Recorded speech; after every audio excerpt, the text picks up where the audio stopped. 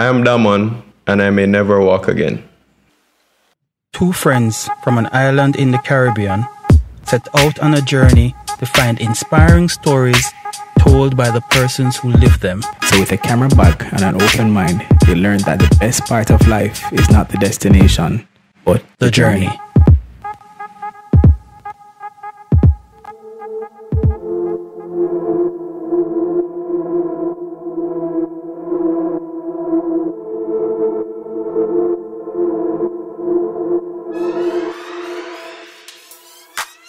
I used to play sports all the time, between PE, football, cricket. I used to play football all the time with my friends in my community. Like, we would hang out after school. We would hang out in the summers, like almost every day, just playing football. But cricket was more of my sport in terms of skill and talent. I was pretty good at that. So that's where I would see myself at that time. I wanted to be a cricketer sometime. I used to play for my school. I was a captain of Arden High School. I was actually the first centurion for Arden as well. Everybody had high hopes for me in cricket. I moved to JC to play cricket at a higher level. I was the vice captain there. Played for Kingston Cricket Club in the minor league. Played for Kingston and St. Andrew in the minor league also, which was a good experience. I got a chance to play with older persons from all over the country. It was challenging, but it was good. It was good. I got a lot of good feedback. As I said earlier, I was pretty talented. People expected a lot from me. My career, it was a little hot and cold at times, but generally I was a high performer. But at the time, I loved cricket to the maximum. I was a huge fan. I used to watch cricket with my dad, watch cricket on my own, follow different cricketers. The love was, I can't measure it. But I love sports, love being active. But that changed. It changed a lot on December 17, 2010. I met in an accident. Leaving a party. I was young, going out. I left a party. I don't remember what time it was, but I left the party and I was heading home. I was actually heading home to meet my friend, my best friend at the time. His name is Chad. But he realized that I wasn't arriving, so he drove back out to just check, because he couldn't get me on the phone or anything. And he found me in my car. I was wrapped around a light post. It was just me, and he just found me there. Like, I don't know how long after it happened, but he found me there, and that's when everything changed.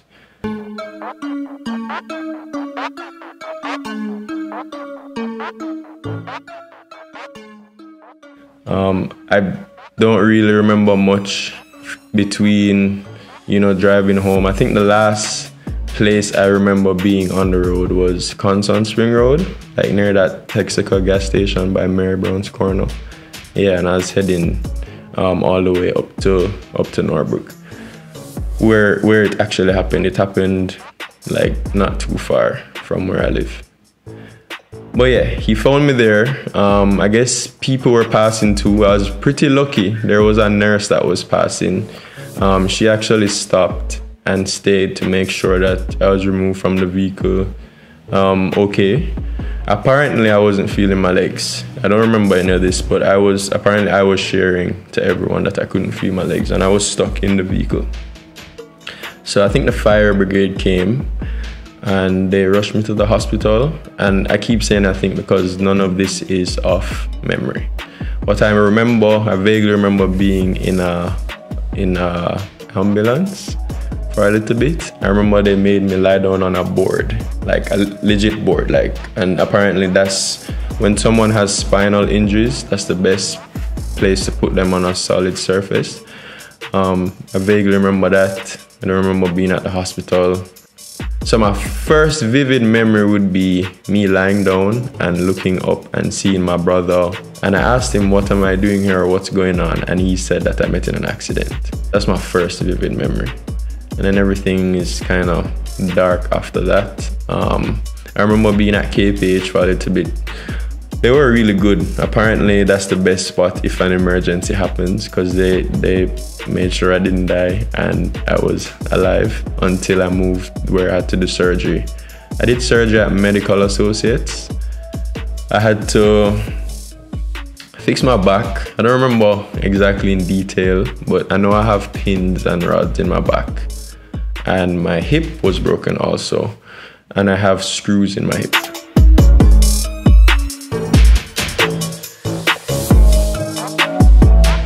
But at the time, I couldn't feel my legs or anything. They were unsure if I would walk again, which was the scariest part for me. So like every couple minutes, I'd been nudging the nurses and asking for the doctor to just ask him if I would walk again, because I was just so anxious to know. But yeah, I did surgery around between 3 or 4 days after my accident. My surgery was 8 hours long. I remember my mom was so worried, like she drove up and down and she had to meet up with her friends to just stay calm. But the surgery was good. I had good doctors, everybody had a good spirit, and they were very positive, which was helpful for me even though I wasn't sure if I would walk again, you know? Initially, I was confused because I don't remember anything, so I don't know what happened to me. Like, I mean, if you told me a unicorn kicked me down, I probably would have believed it, because I genuinely did not know why I was in the hospital. And then there was fear, because the doctors weren't honest with me. They weren't sure if I would be able to walk, you know? So they didn't sell me a dream, but they told me the truth. And I was pretty scared of that. So that brought the anxiousness and me consistently checking with them to see what's going on and for updates, because I just really wanted to know at the time, you know, would I really walk again? So it's those three big ones for me: confusion, fear, anxiety, and then I guess after that I just had to be focused and be patient with the process. It wasn't an overnight process. It seemed long for me in the midst of it, but it wasn't that long. I don't think it was that long, but it was tough. So I was literally just in the bed all day, every day. Like if I had to turn, somebody would have to do it for me. So that was rough. Like I couldn't do anything or much at all. I only like probably had my hands. So that was big. That was probably one of the biggest things I remember from that first moment leaving the hospital. It was really weird. So being home was, as I said, weird and challenging. I had to stay in a room downstairs for obvious reasons. I had someone taking care of me, so she used to come every morning, like really early. Me being in bed it wasn't cool, because I couldn't do anything. So I literally was just watching the TV every day. I mean, I had my hands, so whatever is nearby, I can, if I need my phone or like the remote or something. But anything else, I couldn't lie in the same place for too long, because I would get a bed sore. I had to be turned, like all the time. I couldn't bathe myself, so someone would have to bathe me. Using the bathroom, someone would have to help me with that. I had a cup, like this cup thingy that I had to pee in, like, so I had it nearby. I was just in bed. It was hard because being in bed, I'm not active as I used to be, so I started to lose a lot of weight. Like I lost weight like crazy. But I think that was one of the toughest parts for me, seeing myself wither away, so to speak. I mean, I'm naturally a slim person, so just losing weight from there was just really, really heartbreaking. I remember one day I was looking in the mirror and I was looking at myself, and my mom was there, and I just started to cry because I just couldn't understand what was going on and like why, because I'm still confused, because I don't know anything about the accident. I don't know how it happened, what caused it. I just know that I hit a light post. And yeah, I just broke down. Like I just saw myself fading away, so to speak. But my mom was there. Like she's the best. Like she's always by my side through everything. I remember one night at the hospital, I couldn't sleep because my back was hurting me, and she stayed the whole night with me. Like, there wasn't even space for her, and she stayed and she rubbed my back. And like right now, a back rub from my mom would make me fall asleep. Like, it's kind of a secret, but whatever. But yeah, I was happy for that, and my whole family was really supportive. Everybody was, because it was tough. I probably, being in it, didn't see how serious it was, but I was feeling it, and I got a lot of support from everyone. I was blessed to have really good friends, and I'd say I still know everyone from my accident. Everybody was very supportive. I didn't lose any friends because of my accident. I know a lot of times incidents show us, you know, who is really close to us or who loves us. Mine didn't change anything. I still got support from all the people I expected it from. I didn't see anybody fade away because of my accident. And yeah, as I said, I still have connections with probably 99% of the persons I had around me. May not speak to them every day, but I'm good with everyone. Yeah, I'd say it's been good. So I had good friends, and I still do have good friends. Physio was annoying slash fun, because it's such simple things that you need to do in physio, and you just can't do it. Like, just a simple thing as lifting your leg up or standing. Like, I remember a session I just stood the whole session was just me standing, just on my own, just to develop the muscles that you use to stand and the balance. And that was annoying. Like, I was dripping in sweat after that. It was just tough. So that's kind of the weird part about physio, is because you're used to your body functioning a certain way before mentally, but physically you're not able. But it was good. I did a lot of aqua therapy with Terry and Samuels. Like, she made me go in the pool, which was good because it took the pressure off your joints, because I was so weak at that point. Like, you couldn't just have me standing up or moving around as normal. So a lot of the moves that I needed to do, I was able to do them in the pool. And that was good. That was really good. So I remember one day I had physio, and I don't remember where along the timeline of recovery it was, but I had a walker at this time. So my walker was my best friend for a little bit, so I used it to move around. It was very helpful. So it just rolled and you walk, and obviously you hold on. But after a while, I realized that everyone around me, including my physio, they were kind of hinting at leaving the walker alone. So like, even my big bro, he would play around and hide the walker, and I'd be in bed and the walker is gone, and I didn't know what to do, you know. But one day, and I can't forget this day, where my physio, she moved the walker like probably 2 or 3 feet ahead of me, and she just told me to walk to it. So I took my first step without any assistant. That was probably one of the scariest feelings I've ever had, because I was almost sure I was going to fall on the ground. It was very shaky.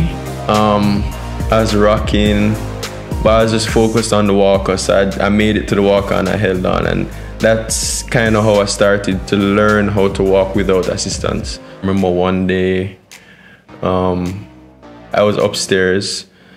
I remembered, I just made up my mind to try not using the walker. So I walked from my room to my parents' room, and I surprised them. So that was a big deal too. After surgery, I remember a few physio sessions at the hospital, but it really got real when I had to sit up for like 10 minutes one day, and I almost died. And then that's when I realized that I have a new life ahead, you know, so things have changed. But by then, I knew I had a small window of opportunity to walk again, which is why we started physio so quickly. I did physio almost 5 days a week. I had 2 physios, Terry and Samuels and Bernadette Frankson. They were great. And they visited me at home. We did a lot of different types of therapy. I did aqua therapy, a lot of stuff like just in the house, to slowly train my legs how to work again, you know. The entire process, I'd say, for me to walk again would be probably, I'd say, 5 months. I think after 5 months, I took my first step without any assistance. Because throughout the whole journey, you know, I moved from being in bed all day, every day, to rolling around a little bit in a wheelchair, to using a walker, to slowly taking steps on my own. So tracking from walking again to slowly running, I guess garnered the strength to play football again. So there's a football pitch nearby. It's called Football Factory. We use it all the time. And I just decided to try. So, I mean, I wasn't fully 100 in terms of walking and running, so I played goalkeeper. And from playing cricket, I'm pretty good with my hands and my eyes, so like nobody could score on me. So it was kind of frustrating and weird for them too, because I was just in the goal, this guy just starting to walk again, but at the same time he was keeping and doing it pretty good. So I was a goalkeeper for a good while. Then I started making my way up the pitch, playing in defense, you know, like a 1-2 knock-ins. I couldn't get too physical because my legs at that time, I mean, they weren't the strongest. I was just fresh, starting to run and walk again. But my friends, I think they were excited for me, but they were frustrated that they couldn't score. It wasn't the most fun thing. Obviously they'd score a couple, but it wasn't the easiest thing to do at the time. But I can fast forward to now where it's different. I played basically wherever needed on the field. I'm much stronger, much more mobile, and it's much better now.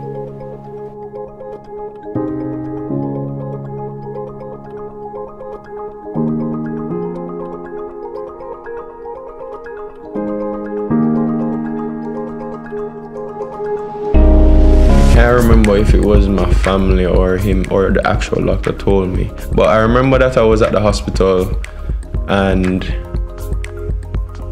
whoever told me that I may not walk again or they weren't sure, I feel like it's the doctor. But I just kept asking him again. Like, I'm the type of person I like to make sure and confirm.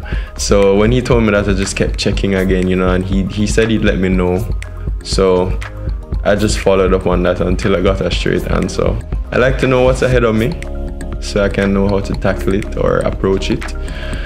So, I mean, if it was the other way around, if he told me I couldn't walk again, I mean, I guess I'd rather to know then than to be hoping for it and there's no chance of it. So I just really wanted to be sure of what I'm dealing with, you know.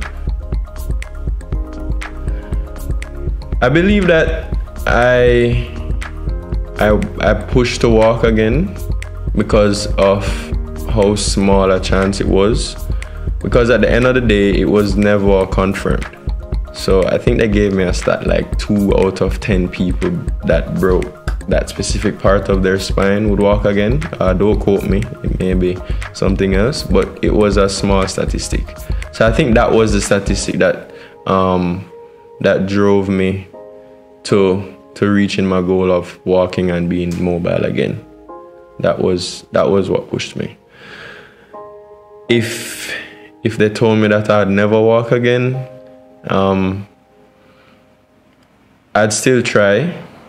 I would maybe Google how to walk again and see what treatments there are out there.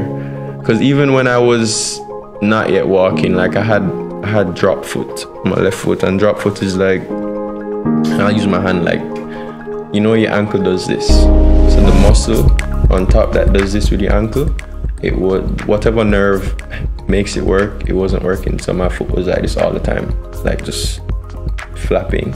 So that was a big part of even the way I learned to walk again, because if you think about it, you probably don't think about it, but every time you take a step, your ankle goes up. So it was very, very like challenging and annoying because I didn't know how it wasn't something that, you know, you can just take a tablet for and it gets better. Or we tried like TENS in physio, like they put it on there to just activate the muscle. I went online looking on drop foot recovery stuff. I like to Google stuff. I had a this mechanism I ordered online to just keep my ankle up. So I used to attach it to my shoes. So like if I was going out, I'd tie it to the tip of my shoes and then strap it around onto my legs so my foot would stay up, which would help me. It was very helpful. We visited different doctors just to help with the drop foot, because I mean, I think that was one of the biggest parts of me not being to walk as I would love to. But now it's good. It's fairly good now. It's not perfect, and I mean, I'd never complain about anything I'm able to do now, because I'm grateful. I'm so grateful. But it's much better now.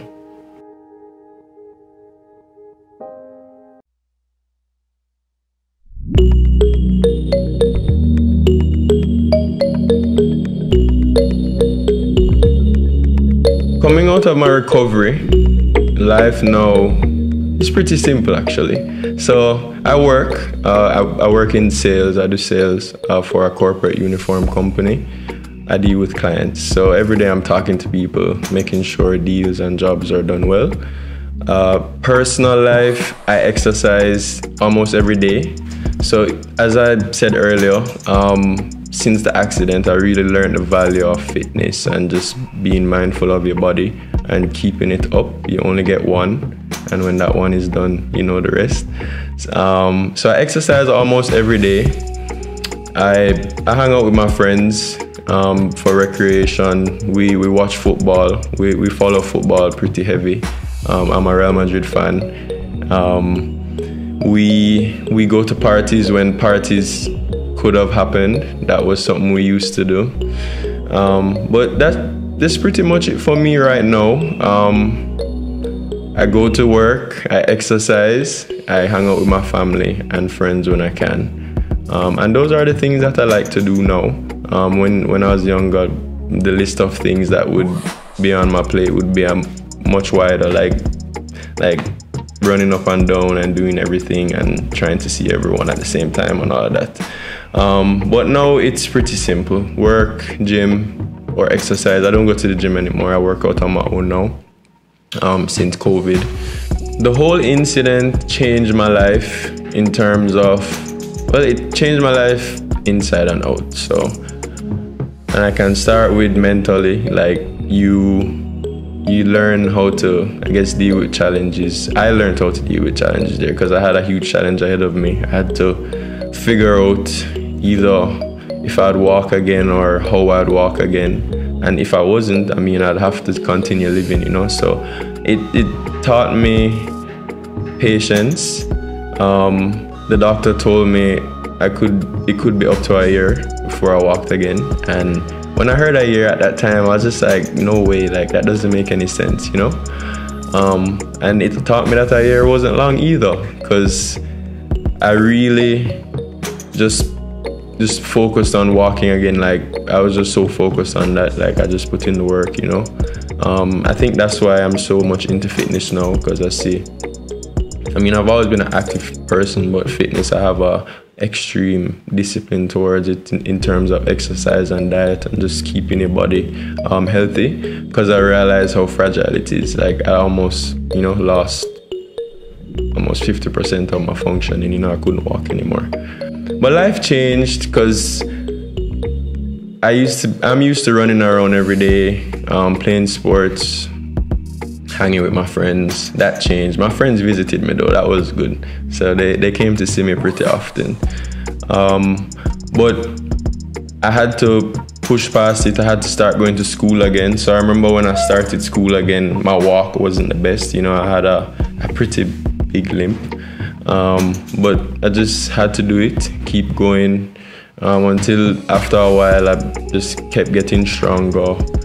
I'm able to run again. I play sports. I play football now. I do almost everything I used to do before and more, just because of what I learned over the whole experience. But generally, the changes were major, but I think personally, I think I adapted well. I think I'm the type of person, I just have to figure out what I need to do, and I figured it out and I made it out. The entire experience It taught me a lot of things, but what stood out the most was discipline and focus. I was in a crazy situation, but thankfully I had a way of recovering.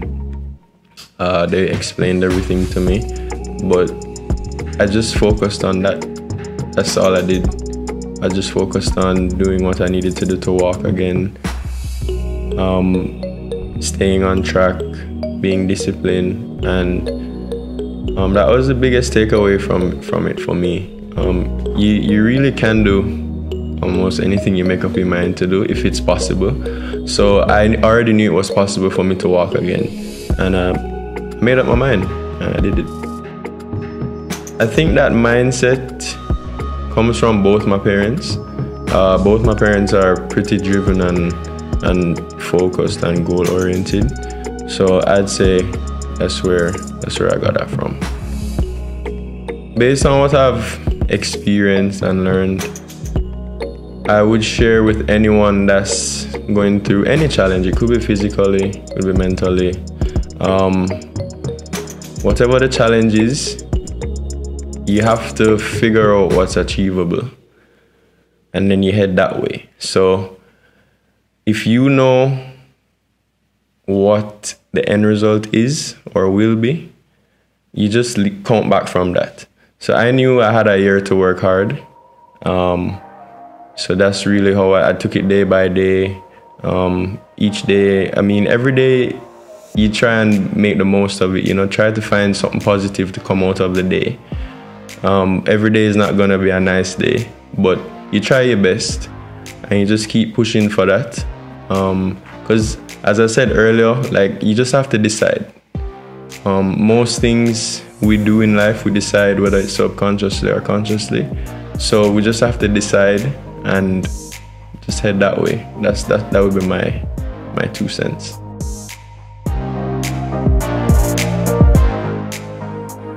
I am Damon, and anything is possible.